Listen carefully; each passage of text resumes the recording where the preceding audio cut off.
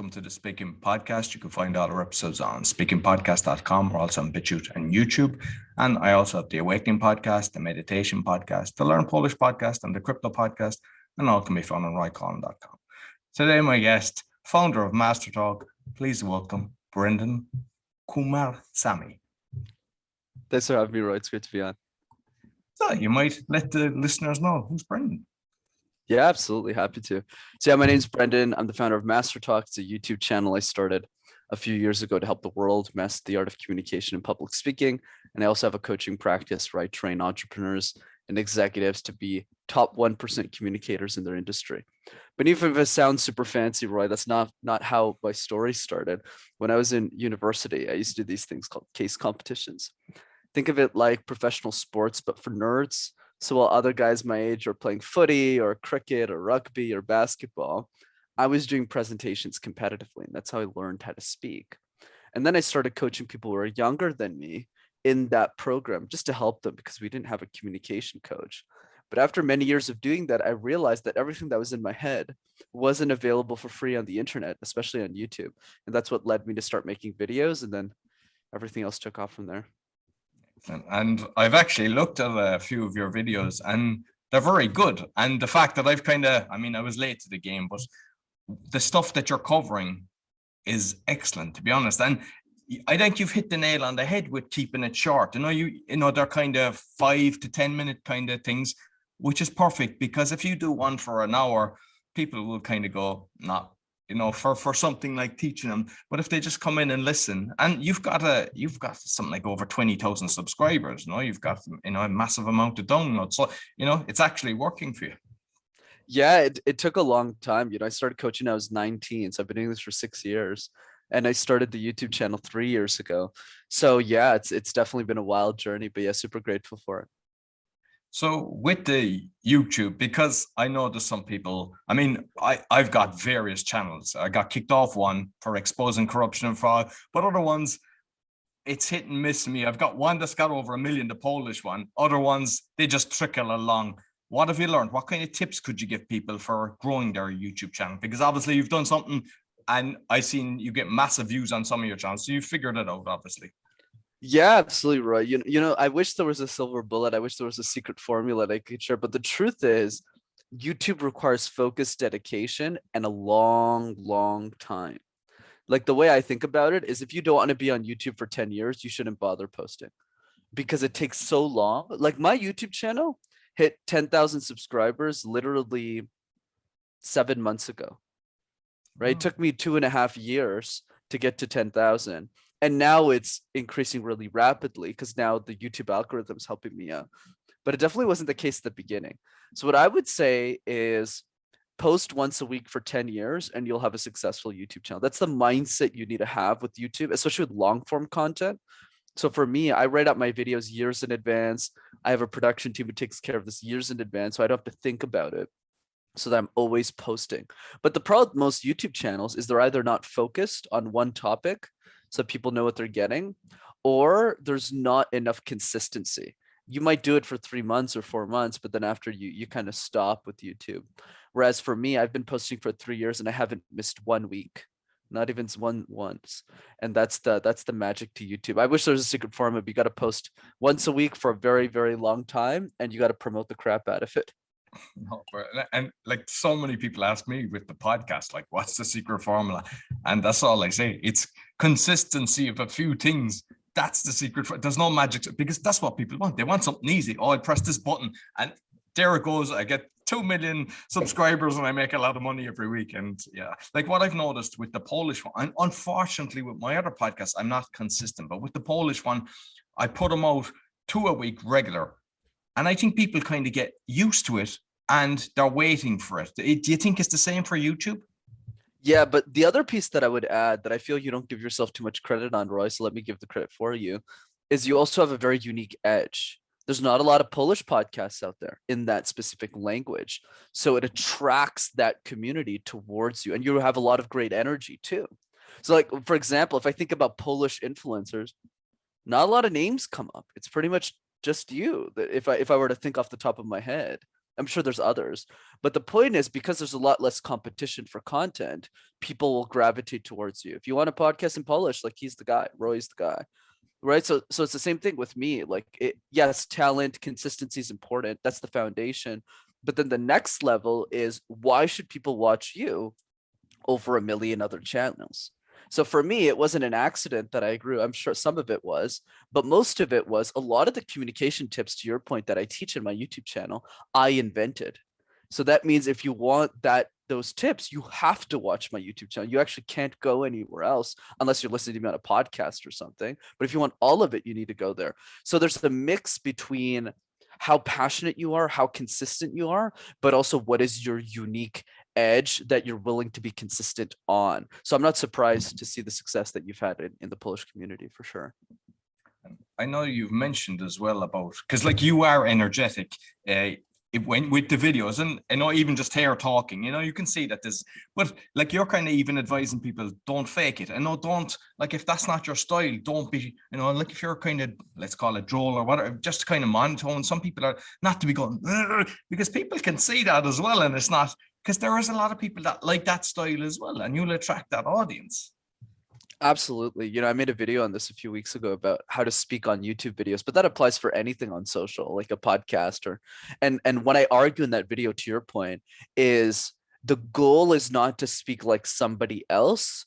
The goal is to speak to the better version of who you can be. And the example I gave was, there's a lot of creators on YouTube who do way better than me. Like, yeah, sure, my follower account is cool, but I know people who are doing, 500,000, 1 million plus in subscriber count, but they're super introverted. Like Lana Blakely, Roberta Blake, the holistic psychologist. Those are just examples of creators on YouTube that have multi-6-figure subscriber counts, but aren't super, like me, excited, like super energetic. So what I feel, Roy, is more about getting started. And then as you get started, you figure out a style that works for you. So you're right, I'm naturally extroverted. So for me, it's like, I like being on, I like the energy. But for an introvert, it might start with being very quiet, but then as they get better at being on camera, they're still smiling. They're still quiet. Their vocal tones are still low, but they're smiling. Their expressions are better, but they're more of themselves. So what is the best version of you? But if you don't post content, you'll never find the best version of you, because I sucked on video too and I got started. What I've noticed as well is, because I do a weekly show with another guy as well. And what I've noticed is, after a while, you get so comfortable that the humor comes out as well. Because I mean, if we were meeting in a bar or just going for a coffee, we'd be using the humor. But some people, they don't do that. But the more, as you say, the more you do it, then you just it is like you're becoming you, and the audience gets to see the real you. And that's how they start following you more and connecting better. I completely agree. It's the way that we build those relationships, that energy, that connection that you clearly have. So you don't need any coaching, but that's the key, right? Is when we have that energy and that connection, that's how we build those relationships and build that audience. But the other piece that I would say as well, that I feel a lot of people talk about, Roy, is the idea of, there is something more important than follower count, which is, forget about 1,000 followers, focus on 1,000 conversations. Okay, 1,000 conversations. People forget that the people following them are human beings. You need to be willing to go to the bar with them, have dinner with them, speak to them, build relationships with them, because that's how you actually build a raving fan base. And I'm sure you've done this in Poland at some point, where you've had some get together with people who are listening to your podcast, the Polish one specifically, and you're meeting them in person. I'm sure you've done that. That's why you've had that success. And then you build that over time, especially when people meet you in person.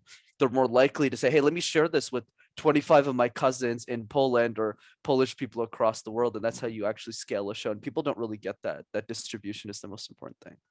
What I found is the amount of people that listen to it. Not everyone comments as well, because there's loads of times I'll meet people and next they'll mention, I love your podcast, I love this. And something, so don't I always tell people, don't get depressed or don't get down because you're not getting the likes. It doesn't mean people aren't listening, because I mean, you can actually check, the downloads and stuff like that.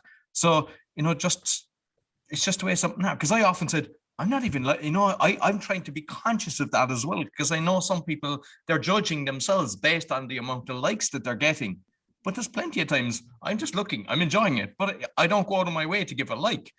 I know, so don't be kind of judging how it's done. Like, Oh yeah, I'm completely with you on that, Roy. It's the idea of just figure out the 5 people that you know are watch you every week. And if those people like your stuff, the rest doesn't really matter. Everything else above that is a bonus. And that's the way I thought about it. I mean, think about me. I started my YouTube channel in my mother's basement. Like people go watch my first couple of videos. There's no editing. I'm literally speaking on a phone and I'm talking like this. Hi everyone, welcome to MasterTalk. And it's like super monotone. I'm not good at it, but my tips were good. Everything else was terrible. Don't get me wrong. Everything else was terrible, but my tips were good.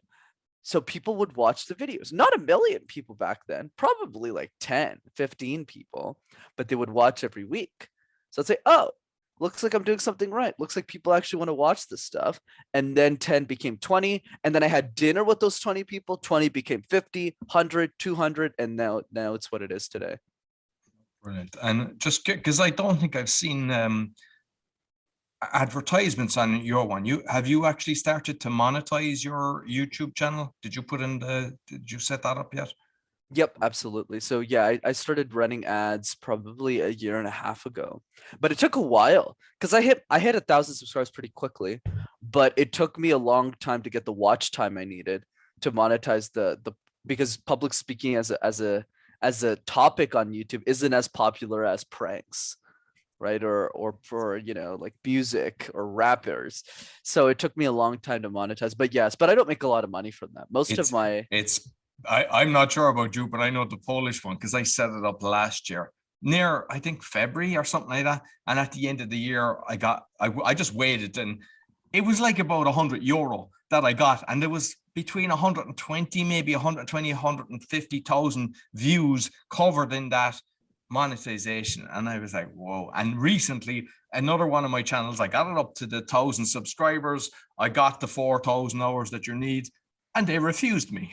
And I was like, but then I just said, why get upset because of this? Because you can actually, I mean, you're obviously doing workshops and different things, and you're a coach. So like, that's what I'm doing. I'm kind of promoting myself as opposed to hoping to make decent income from the views.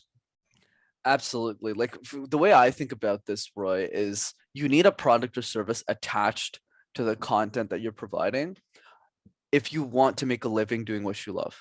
It's the only way. Like for me, the only reason I've been able to, like, I do this full time now, but it's not because of my YouTube fame or whatever you want to call it. Not at all.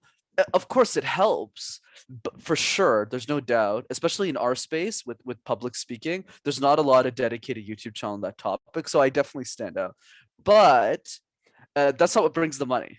It's executives, entrepreneurs, coaches who pay direct access to me, who want me to coach them personally. That is how I make a living doing what I love.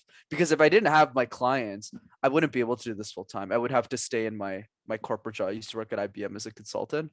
So yeah, if I had to leave, I mean, and I was doing really well there financially. So the only way I could leave that job to do YouTube full time is if I had clients to coach. Absolutely. You need a product or service. I know your Instagram, because every time I have a different guest on, because I mean, obviously I've got all the list because, I'm trying to promote the show as well to the different things. And I always look at their Instagram, I look at Twitter and all this. You've got massive engagement in your Instagram. I know nearly 5,000 followers, which I've often seen people have 100,000 with very little engagement, but you've got massive engagement, and I was going through it, looking at it, because I'm always I love marketing, and I was like, okay, what hashtags are you using? And sometimes you have no hashtags, you have just a long story, which I haven't seen before. And I'm wondering, is that the secret sauce for Instagram when we all think it's just 2 hashtags? You know, it's funny, Roy. I've guested on hundreds of podcasts and nobody has brought that up, which is hilarious because I don't even take my Instagram that seriously. I think I mean, you saw my posting schedule. I suck on Instagram. Like all of my focus is on YouTube and LinkedIn and guesting on shows. That's really because that's where I can talk, right?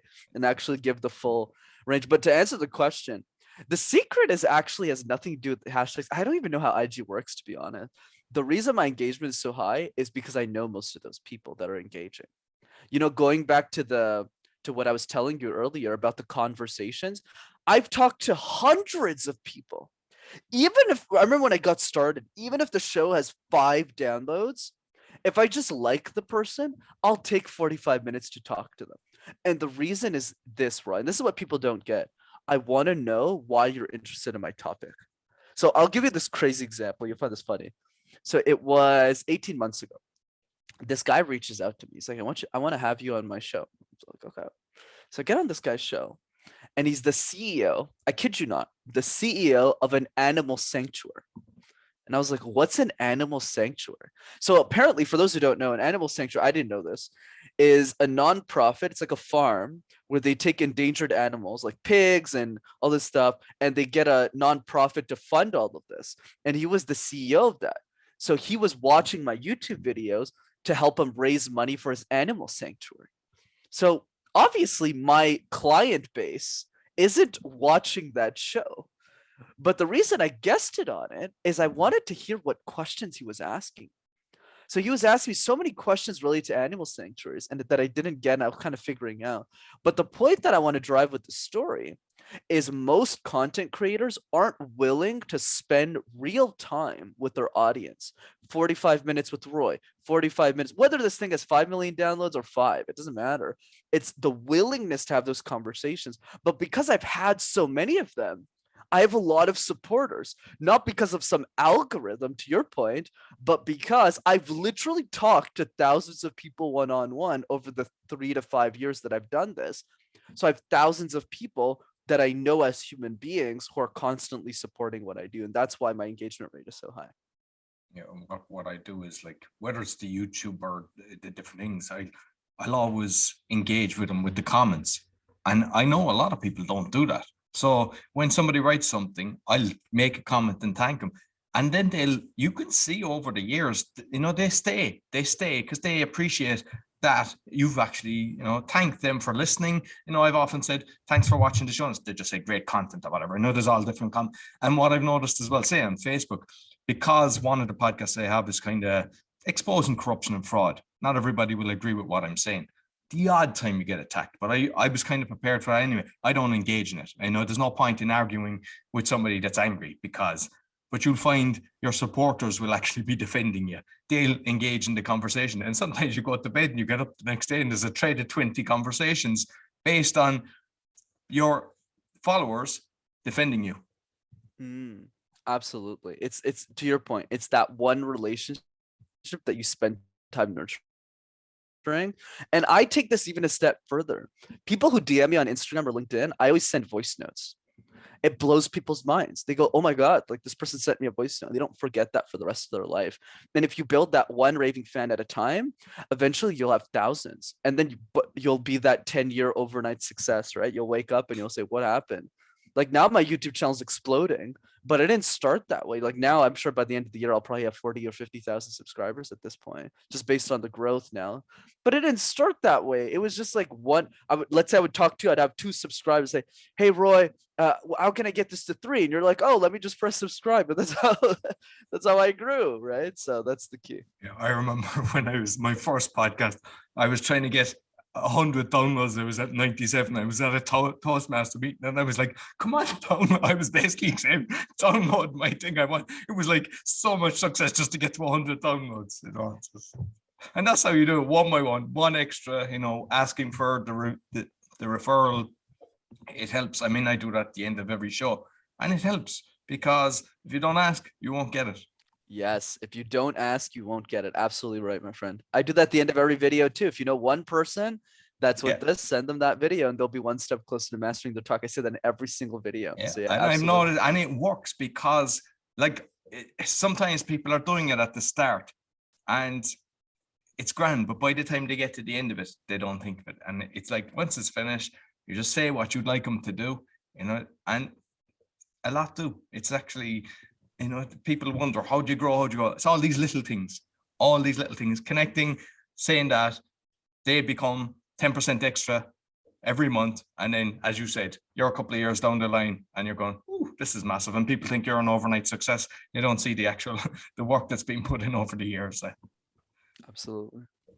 So I know that you do like workshops, and I've been to like the landing page. So I don't know how it's organized, but I know that you do it with somebody else. So I'd like to kind of go into it, how you get people to it. Does the landing page work? And also you're partnering with somebody. So I'm wondering the advantages of actually doing that. Yeah, absolutely, brother. Happy to go into that. So two pieces there. So let's go through both. So the first one is the landing page. So yes, we host a free training every few weeks over Zoom to help people with their communication skills. And that's our give. And it also leads to clients as well, because people can interact with us. And the way that I've seen it is the success of that free training is primarily based on people attending the free training, recommending other people. Going back to what we said, right? One conversation at a time. So what we do is, let's say 50 people jump on the call. I literally message most of them, "Hey, what's up?" But not to sell them anything. I just go, "Hey, can you invite 5 other people to this call?" And they go, "Yeah, sure." And that's how we've grown this thing. I think the last free training we did, we had probably 300 people register for it. And Wow. probably 65, 70 people showed up. That's And good. that was, That's good. Yeah, because yeah, I mean, sometimes people get like 5% of the numbers that register. So that's good. yeah, yeah. And that's how we've built it over time. So our number one strategy, Roy, is build a raving fan base. People who attend it are the people who are advocates of it. Because if you've never been to it and I ask you to promote it, you're less likely to do it. If you're outside of podcasts, obviously with the podcast it's easier, but outside of that, it's like, okay, but like, what are you doing in the street? Are you pitching people? Like, what's happening, right? But when you get to it and you're like, oh wow, this is amazing, then you're much more likely to recommend. So that's one piece. The other piece you asked me is around business partnerships. I generally do not recommend business partnerships, funny enough, because the divorce rate on business partners is much higher than the divorce rate in relationships, which a lot of people don't know. It's kind of funny. I found that out recently. I just got really lucky with my business partner. He built me up when I was nothing. Like, I started MasterTalk in 2019. I was working a corporate job. I wasn't looking to turn this into business. I was just making videos for fun. I wasn't putting any money into it. I was just on a phone and getting better every week. And then when I met Vamsi at a conference called Summit of Greatness, it's by this podcaster named Lewis Howes. He hosts this event every year. So I went there. I took a flight to Columbus, Ohio, which is in the middle of nowhere, by the way. You don't need to know where that is. And I met him at a 5 a.m. workout, and he just bet on me. He didn't charge me anything. He just said, "Hey, let me help you build your business." And he gave me a lot of great tips. He gave me my first clients. He really took care of me. And we've been amazing business partners ever since. And he doesn't coach on what I coach. He's a high performance and mindset coach. That's why we're good business partners, because we don't have competing services. So he coaches on mindset and leadership, and I coach on communication. But yeah, I'm super grateful for Vamsi, and we'll be business partners for life, I'm sure. And like, just curious on this one as well, because I know you do kind of like a 15-minute kind of introductory call just to see how you match. Would you actually pass clients when you realize they're not a fit for you, but they'd be a fit for your partner? That's exactly what we do. You got it. There's always something that they need help with, whether it's mindset or leadership. And the other piece is, especially now, we're both still on the calls together. So we get on the call together, and then we figure out what makes more sense to them. But eventually what happens, and that's why having a partner is great, if it's the right one. Most of the time it's not the right one. They have to be as hardworking as you, just as good. But if it does work out, it's really great, because what happens is, even if they join the mindset piece, they'll join communication in 6 months anyways, because they'll want the other part, which has happened most of the time. So it works well. Brilliant, brilliant. And like, I know that you help people with kind of stage fright as well. And because I know some of the listeners, they're trying to improve their speaking skills, and there's others, they're just listening in because they want to try. So I know you've got a few kind of tips, and you might just talk about some of them, because I've listened to some of the videos you put up, and I'd actually recommend that they subscribe to you, because you do it very well, to be honest. Oh, thank you, Roy. Really appreciate it, brother. But yeah, there's a couple of things to get started. So let's talk about stage fright. Here's my perspective on this. I fundamentally believe that fear of communication, or nerves or anxiety, doesn't go away. I feel bringing that to zero is a bad expectation to have. And I'll give you an example with me, right? The communication expert who coaches other people on this. If Elon Musk called me right now, Roy, and said, "Coach me tomorrow," I would shit my pants. Okay, like, I wouldn't just go, "Oh yeah, like, I'm totally not nervous. Let me just go ahead and fly." It's just Elon. No, I would be like, Yeah, I'm worried. I'm scared. It doesn't matter how great you are at communication or how skilled you are. There's always somebody, if Obama calls you and says, hey, I need your help coach, there's always some level where you're worried, you're anxious, you're scared. So for me, the goal is not to remove the fear. I feel that's the wrong expectation to have. But rather, okay, rather saying, how do I outweigh the fear? Think of it like a boxing match. One side of the ring is the fear of communication, the anxiety, the stress. But the other side is the message. Why are you sharing this? Why is it important? Why does this need to be shared? So the goal is not to remove the fear. The goal is to make sure that when your message and your fear meet in the middle of the boxing ring and the match starts, that your message gets the knockout punch. Your fear doesn't need to go away. Your message just needs to be a bit more important than the fear to make this work. Think about me. I started my YouTube channel when I was 22 years old. I was coaching CEOs when I was 22, which sounds cool, but I was coaching people who were lived longer in the company, worked longer in the company than I was alive. Who was I to do that? I had a lot of fear, a lot of stress, a lot of anxiety. So why did I press record? I didn't press record for the executive who could afford me. I pressed record for the 15-year-old girl who couldn't. That 15-year-old girl, whether they live in Poland or the United States or Canada, doesn't matter. They can't afford a speech coach. And I was the only person who was young enough that they could relate to. So it's either I post the videos or nobody does. That's why I pressed record. Beautiful. I love that. And that's why I've done a lot of the stuff that I'm doing as well, is because I'm conscious not everybody can actually afford it. Same with the, the podcast and also the Polish thing as well, because some people need to know the language and they can't afford to get lessons. And yeah, you, even if you're helping one person, I always say you would still do it. You'd send it out there when you know that, even though it grows and there's a lot more. But I always said that if it's one person is benefiting from it, would I do it? I said I would. Absolutely. Same here. We have the same philosophy, right? It's all about saying, like, for me, my legacy is I think the next Elon Musk is a 7-year-old girl who can't afford me and like a communication coach. That's why for me, I want to be the Khan Academy of public speaking, where it doesn't matter if you don't have money. You should be able to go on MasterTalk. As you know, like all my information's free. I don't hide anything. Like go there and watch it, learn, and still master the tools. Coaching is mostly for people who want to save time, right? Get there really fast.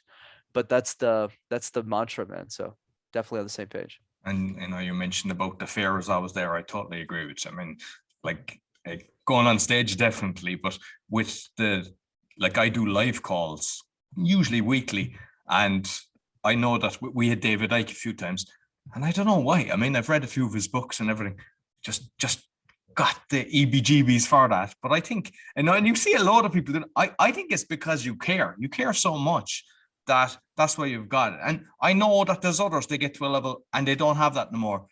And you can actually know it and feel it. And I think they lose something. It's like a cockiness, and they don't connect with their audience when they're doing that. There's like they made a jump and they think they're above everyone else. But you can actually feel it and you can see it when you've done, when you've gone through the roads of public speaking. Oh, absolutely, Roy. That was probably the best thing you said today. You're absolutely right. The rest was no. No. Everything else was great too, but that was like exceptional. You're right. You have to really care. Like for me, YouTube. Same thing with you, but I'm speaking for both of us. For us, it wasn't about being famous, like doing all this stuff. No, it's just I was genuinely upset, Roy, that a lot of the stuff I was sharing wasn't available for free. I was shocked. There are so many speech coaches who are older than me, who had a lot more time to be on YouTube. I couldn't because I was 15, or sorry, I was 18 7 years ago. I didn't have the expertise. But there's people who are much older than me who could have done this. And I started watching their YouTube videos and I was like, this is horrendous. Like, what do you mean? Bring more energy, be yourself. None of this makes any sense. There needs to be practicality. That's why I started posting videos. It wasn't to make money. I was doing well financially already. I was making really good money at IBM.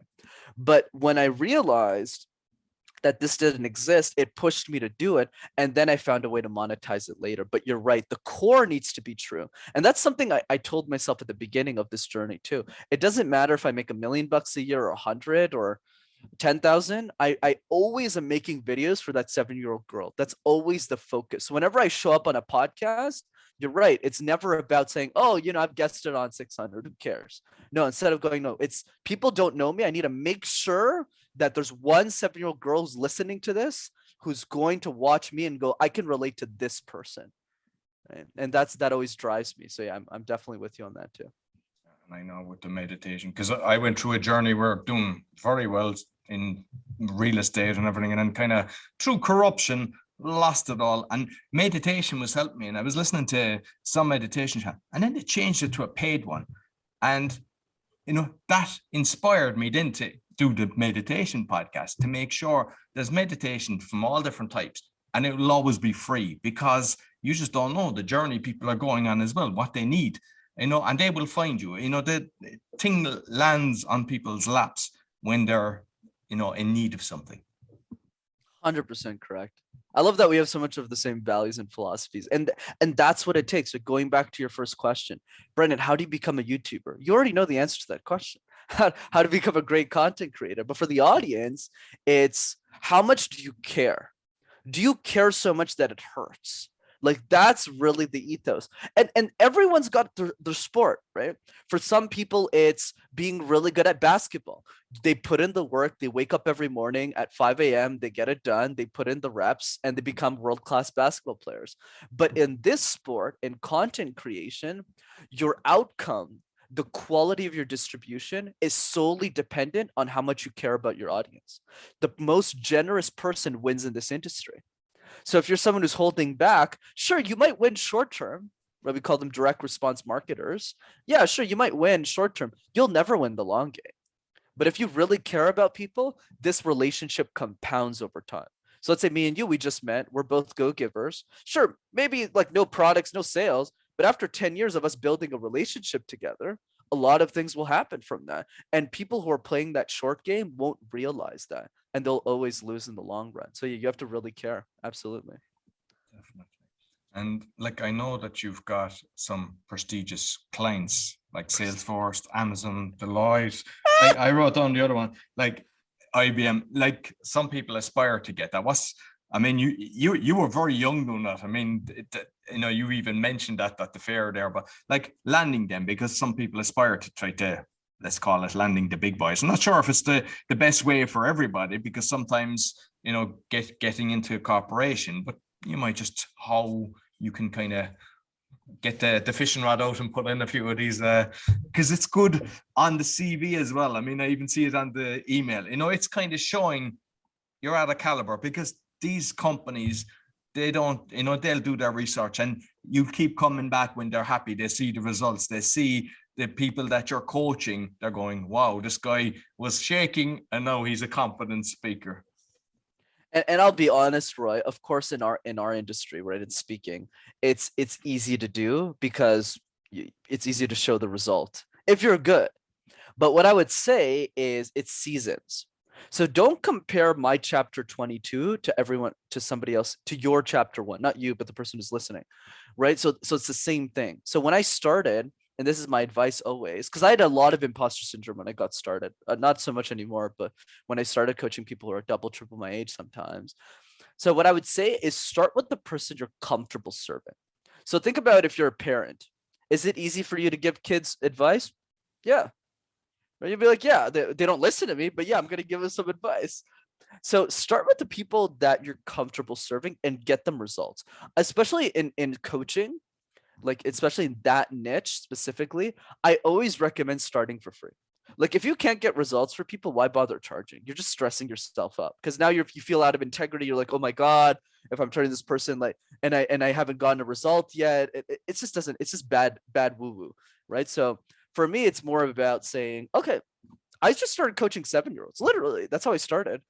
I was coaching 9-year-olds to pro bono, like just helping them. I didn't know what I was doing back then. Right? This is probably 5-6 years ago. I was just coaching them. And then I started coaching people my age. But once again, had no idea what I was doing.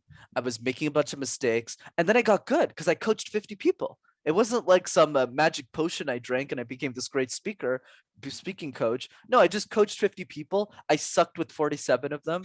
And then at number 48, they were like, oh, this is actually helpful, Brenden. This is very good. And that's how I got better.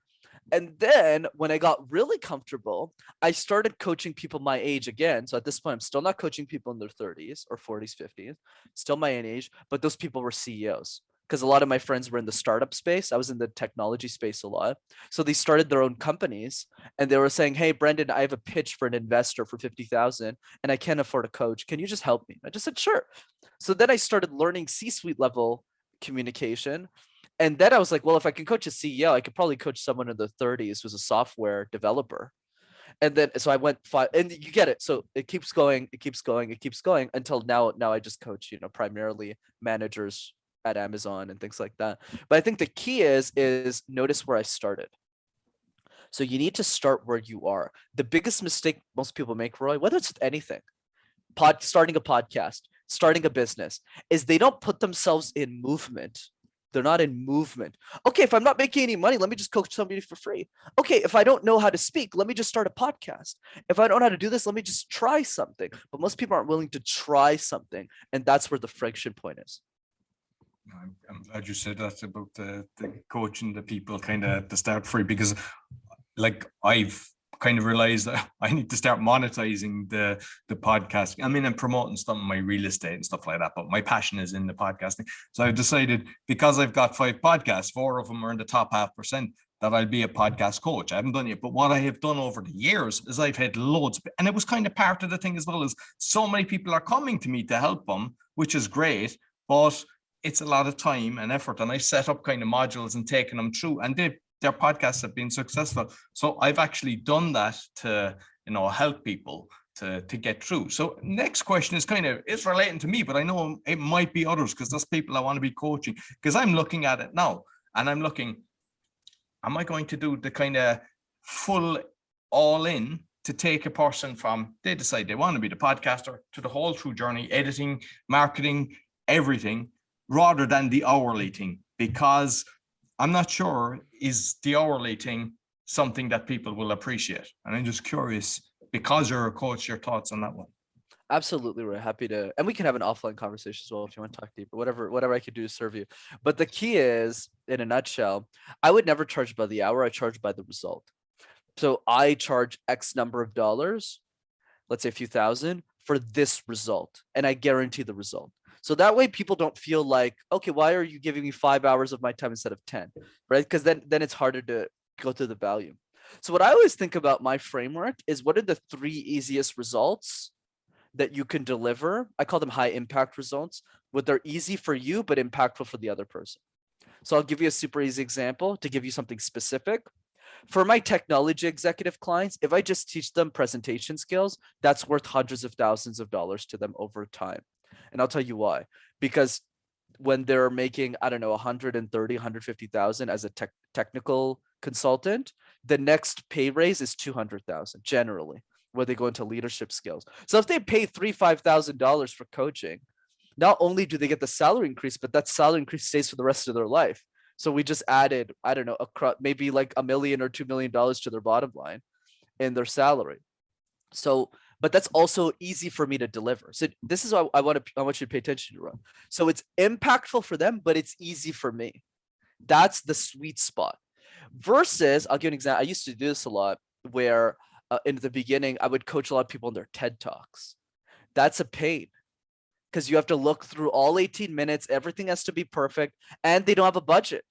So it's just like, they don't have a lot of money. It's tough. It's not easy. And I wasn't super excited about it. I still do it for some of my clients, the people I really love, but it's mostly invitation only now for that type, like the TED Talk stuff. But notice what I'm trying to do. I'm trying to find a balance between what's easy for me and what's impactful for you. So for example, in podcast coaching, if I was you, I would focus less on the editing side. Maybe you can hire an agency and take a finder's fee. You can take like 10% and say, okay, I have this agency who's really good. I'll refer you to them. And then the agency will pay you 10% of whatever they sell to them that you trust, obviously, not like some random agency. And then you coach them on the stuff that you're excited about. So for example, how to be a really good podcast host.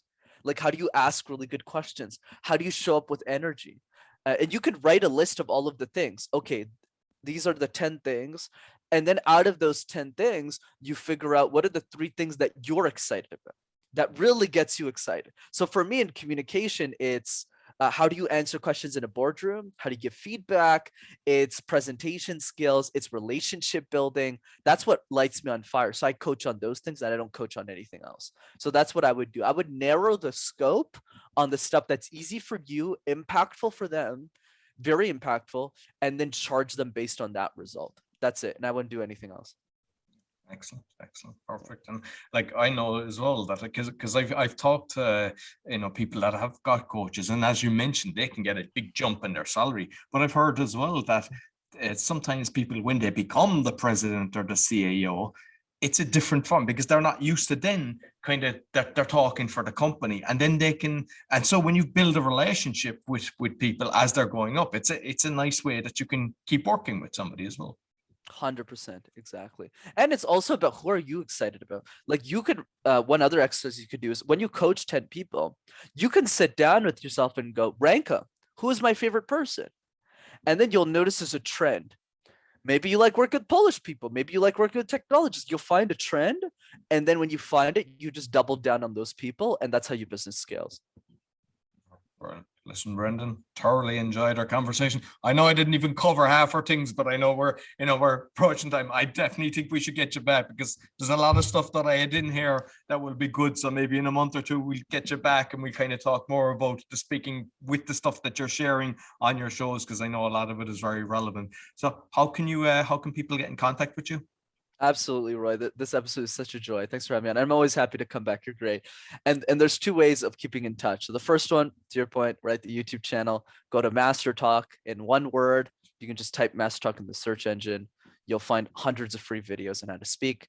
And if you're interested in coaching, come to one of our free live interactive trainings over Zoom. It's not a webinar. You're on a Zoom call. I'm coaching you for free on that call for an hour and a half to 2 hours. And if you want to register for that, it's rockstarcommunicator.com. Okay, I'll make sure I put the links in. I'll also, if you want, I'll put the Instagram and your LinkedIn as well, because what I found is that everybody connects in a different way and they tend to kind of guide to the one that they're into the biggest. So that's what I put all the links in, but the audio and the video. So listen, Brenden, thank you very much. It was a thoroughly enjoyable conversation. Thanks, bro. So that's all for the Speaking Podcast. You can find all our episodes on speakingpodcast.com. As mentioned, we're on BitChute and YouTube. Be sure to give us a thumbs up, 5-star rating, share with your friends. Until next week, take care.